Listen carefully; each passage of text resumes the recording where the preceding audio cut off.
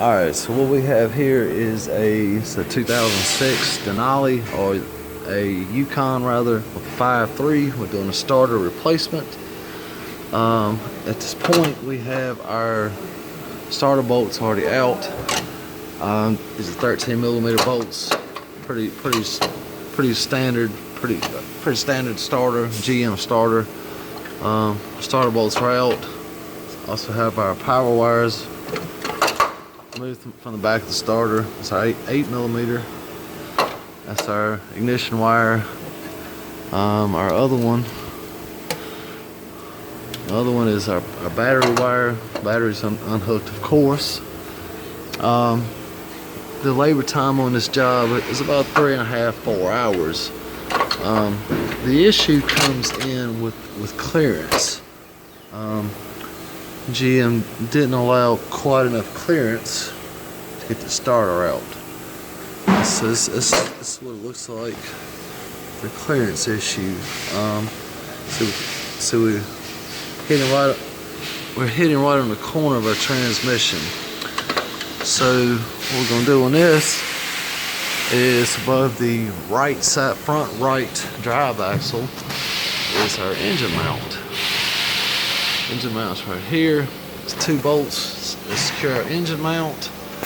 These are 15mm bolts. We got these bolts removed. We're removing these bolts. Remove these bolts. We're gonna put a forward jack on this engine, raise the engine. This should give us enough clearance, and just enough clearance to get our starter out. So let's take these bolts off. All right, so we got our bolts out.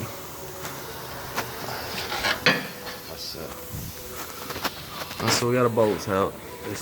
These are engine mount bolts on the right side, passenger side, right above our front drive axle.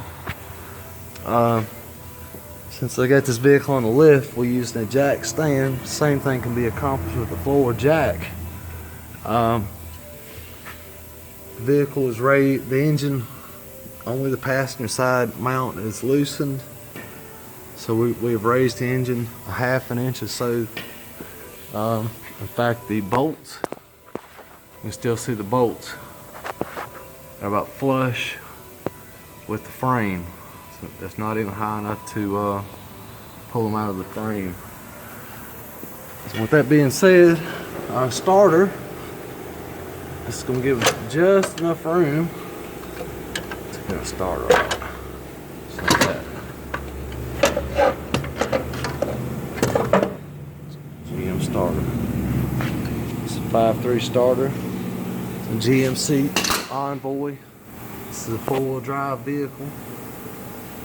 Starter is on the, not on your front drive shaft side, it's on the passenger side of the vehicle. It's a starter removal. The procedure is just simply reverse to put it back.